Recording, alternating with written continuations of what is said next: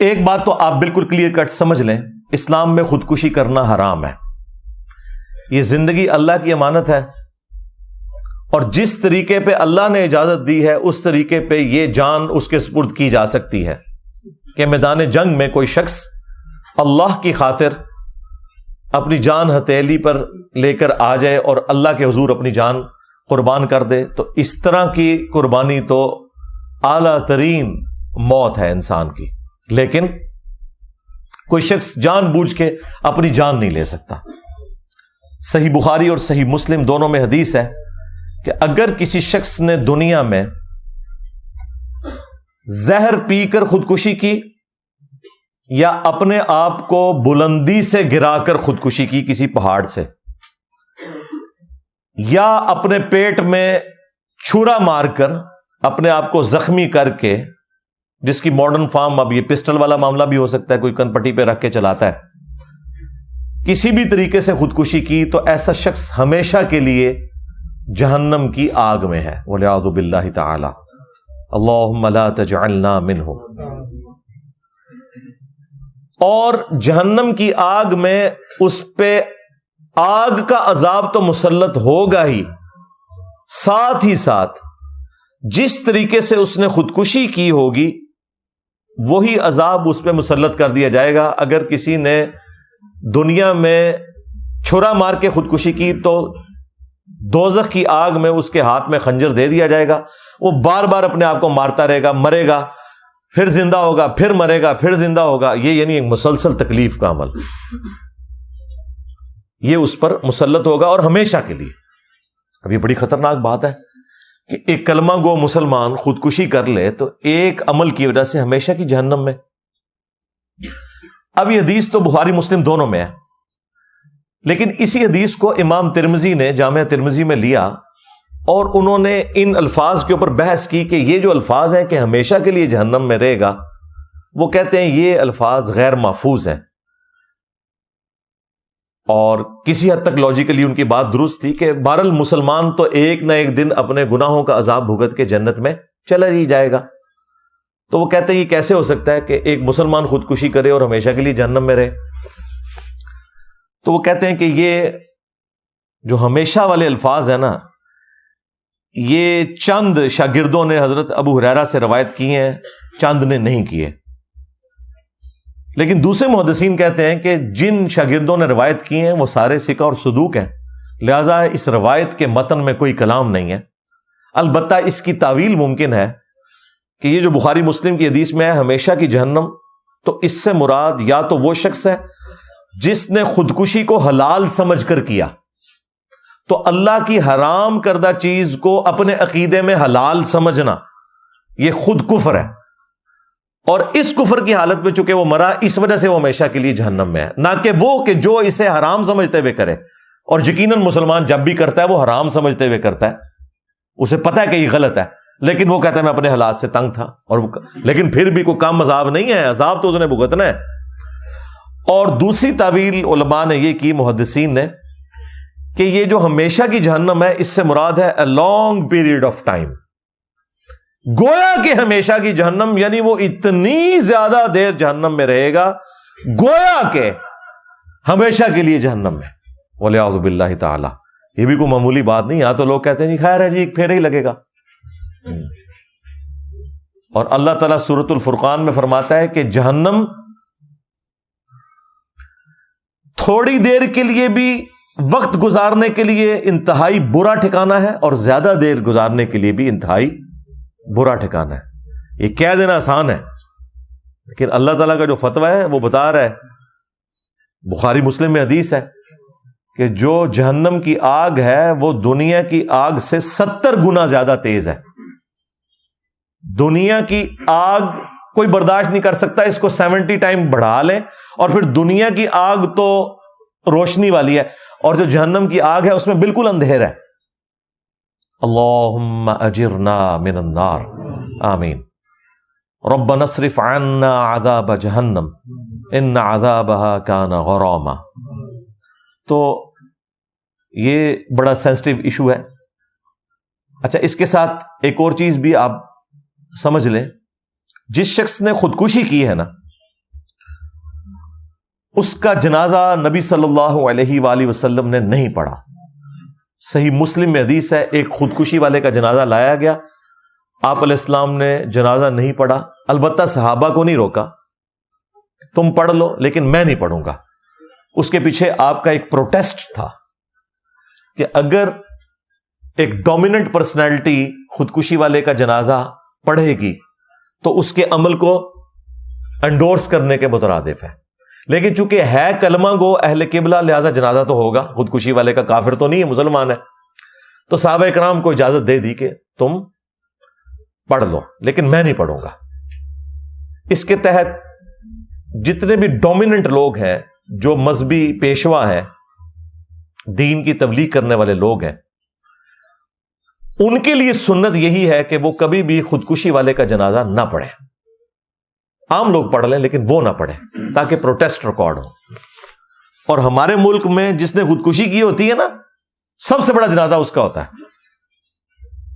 کوئی عشق مشوقی کے چکر میں کر لی ہوتی ہے، کسی اور چکر میں، کیونکہ وہ عموماً خودکشی کرنے والی جوان موت ہوتی ہے، اور جوان موت کے اوپر ویسے ہی بڑا لوگوں کو ترس آتا ہے.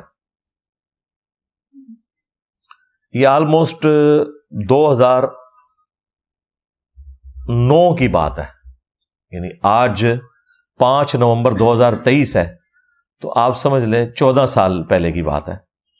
ان دنوں میں اپنے گھر میں ہی درس دیا کرتا تھا، بیٹھک میں چند ایک لوگ ہوتے تھے. تو میرے درس میں ایک بچہ آتا تھا، کوئی 16-17 سال اس کی عمر تھی، حفظ کر رہا تھا وہ دعوت اسلامی کے مدرسے سے. تو کافی حد تک اس کے عقائد کی اصلاح ہو گئی تھی. پھر اچانک ایک دن خبر آئی کہ اس نے خودکشی کر لی ہے. وہ گھر میں تذاب تھا، وہ اس نے پی لیا. اب تذاب اگر کوئی پی لے نا تو اس کی تو کوئی ریمیڈی نہیں ہے، کیونکہ وہ جہاں جہاں تذاب لگتا ہے وہ سب کچھ کٹ جاتا ہے. اب مجھے خبر ملی تو اب میرے لیے بڑا ایک امتحان تھا، چونکہ وہ اسٹوڈنٹ بھی تھا اور دوسری طرف اس نے یہ حرکت کی. جیلم کی تاریخ میں چند بڑے جنازوں میں سے، ہزاروں میں اس کا جنازہ تھا، وہ ایک بڑا جنازہ تھا، لیکن میں نے جنازہ نہیں پڑھا. اب بعد میں نے اس کے لیے دعائے مغفرت کر دی، لیکن میں نے کہا کہ میں نے نبی صلی اللہ علیہ وآلہ وسلم کی سنت پہ عمل کرنا ہے، کہ میں چونکہ دعوت و تبلیغ کا کام کر رہا ہوں تو مجھے یہ زیب نہیں دیتا کہ میں اس جنازے میں شامل ہوں. ہاں اس کے لیے دعائے مغفرت کریں گے، بھائی ہے، اللہ تعالیٰ اس کی مغفرت کرے، اس کی غلطیوں سے درگزر فرمائے. جذبات میں آ کے اس نے یہ کیا. چھوٹا بچہ تھا، کوئی گھر میں اس طریقے سے کوئی جھگڑے والا معاملہ ہوا اور وہ کر گزرا.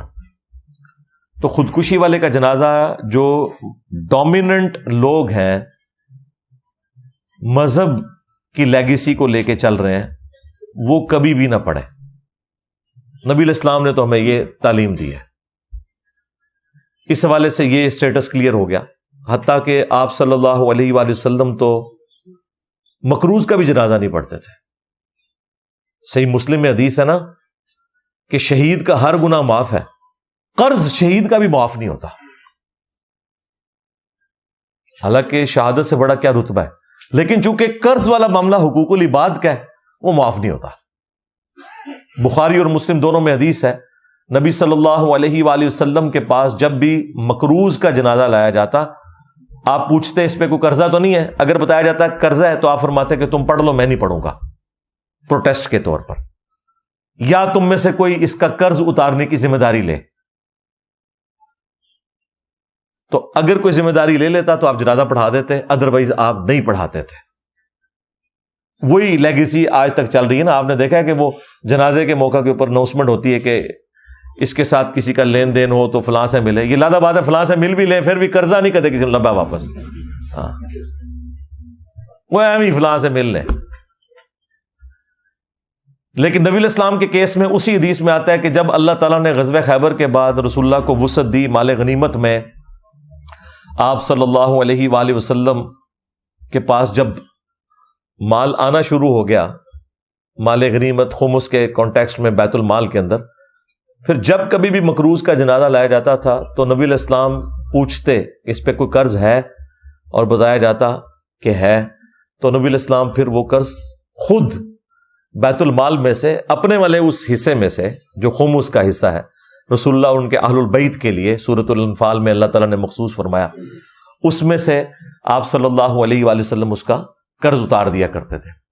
اور پھر نبی الاسلام وہ آیت پڑھتے ہیں، النبی اولا بالمؤمنین من انفسہم وازواجہ امہاتہم، نبی مومنین کی جانوں پر ان کی جانوں سے بڑھ کر حق رکھتے ہیں، اور نبی کی بیویاں امت کی مائیں ہیں. تو رسول اللہ امت کے روحانی باپ ہوئے. اچھا، اس آیت کا تو مطلب ویسے یہ تھا کہ امت کا کام ہے کہ اپنا تن من دھن اپنی جان تک قربان کر دے رسول اللہ کے لیے صلی اللہ علیہ وآلہ وسلم، کیونکہ رسول اللہ صلی اللہ علیہ وآلہ وسلم ہماری جانوں سے بڑھ کر ہم پر حق رکھتے ہیں. لیکن نبی الاسلام نے دیکھیں اس کا وائس ورثہ کیا. آپ نے کہا کہ ان پہ میں حق رکھتا ہوں، لیکن چونکہ اب یہ میرے بچوں کی مانند ہے اور مجھے اللہ نے وسعت دی ہے تو ان کا قرض بھی میں اتاروں گا. حالانکہ ہونا تو چاہیے تھا کہ بچے اپنے روحانی باپ کے لیے قربانی پیش کرتے. ہمارے پیر، ہمارے روحانی باپ وہ ہیں جو اپنے بچوں پہ لگایا کرتے تھے، اور تمہارے پیر وہ ہیں جو نہ تمہارا مال چھوڑتے ہیں نہ تمہاری عزت چھوڑتے ہیں. پھر میں کہنے میں حق بجانب ہوں کہ میرے نبی سا ہی کوئی نہیں، تیرے بابے تھے شاہی کوئی نہیں. تو نبی اسلام قرض اتارتے خود اور پھر جنازہ پڑھاتے. یہ میں نے ضمناً آپ کو بتا دیا خودکشی والے کے یعنی جنازے کے اعتبار سے. اور اس میں ایک اور امپورٹنٹ چیز یہ ہے کہ اب خودکشی والے کی مغفرت کا معاملہ کیا ہوگا. جنازہ تو پڑھ لیا تو ظاہر ہے اس میں دعائے مغفرت کی تو اٹ مینز کہ ہے وہ مسلمان ہے. ایک حدیث ہے صحیح مسلم کے اندر، ایک سینئر اصحاب میں سے تھے، سابقون الاولون میں سے، وہ ہجرت مدینہ میں بھی شامل تھے.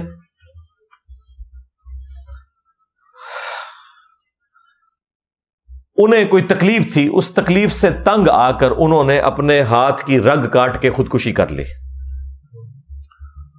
اب ظاہر ہے کہ ایک بہت بڑا انسیڈنٹ تھا. ایک مہاجر صحابی ہے، تو اس کے جو دوسرے ساتھی تھے جنہوں نے ان کے ساتھ ہجرت کی تھی، کچھ عرصے بعد انہوں نے خواب میں ان کو دیکھا. تو پوچھا کہ تیرے ساتھ کیا معاملہ ہوا؟ انہوں نے کہا کہ مجھے اللہ تعالیٰ نے ہجرت کی برکت سے، نبی الاسلام کا ساتھ دینے کی برکت سے معاف کر دیا. البتہ اس نے وہ اپنا ہاتھ جو تھا نا وہ چھپا رکھا تھا. تو اس نے پوچھا کہ یہ کیا حالت ہے تیری؟ تو اس نے کہا کہ سوائے اس ہاتھ کے اس کو اللہ نے ٹھیک نہیں کیا، اور کہا کہ یہ تو نے خود خراب کیا تھا، اس وجہ سے یہ والا جو معاملہ ہے تیرے ساتھ جنت میں بھی رہے گا.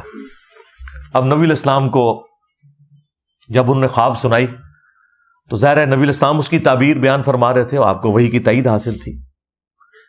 تو آپ علیہ السلام نے اس خواب کو سننے کے بعد کہا کہ اے اللہ اس کے ہاتھ کو بھی درست فرما دے. حضور نے دعا کر دی اس کے لیے. اچھا، اس سے یہ بھی چیز ثابت ہوگی کہ خودکشی والے کے لیے دعائے مغفرت بھی کی جا سکتی ہے. دوسرا کہ نبی کا صحابی ہو کر بھی، اتنا نیک انسان ہونے کے باوجود، ہجرت والوں میں شامل ہونے کے باوجود اگر وہ غلط کام کرتا ہے تو اللہ تعالیٰ کے ساتھ کسی کی کوئی رشتہ داری نہیں، اللہ تعالیٰ اس کے اوپر گرفت فرما سکتا ہے. اور تیسرا ہمارے نبی صلی اللہ علیہ وآلہ وسلم کی شفقت کہ آپ نے اس کے لیے دعا کی کہ اللہ تعالیٰ اس کے ہاتھ کو بھی درست کر دے. تو یہ میں نے ساری باتیں اس لیے ڈسکس کی کہ آپ لوگوں کے خاندان میں بھی جاننے والوں میں بعض اوقات اس طرح کے واقعات ہو جاتے ہیں، پھر لوگ خودکشی سوئسائڈ کرنے والوں کے شرعی احکام پوچھ رہے ہوتے ہیں. تو میں نے اس حوالے سے جتنی چیزیں جڑی ہوئی تھی وہ کھول کے بیان کر دی.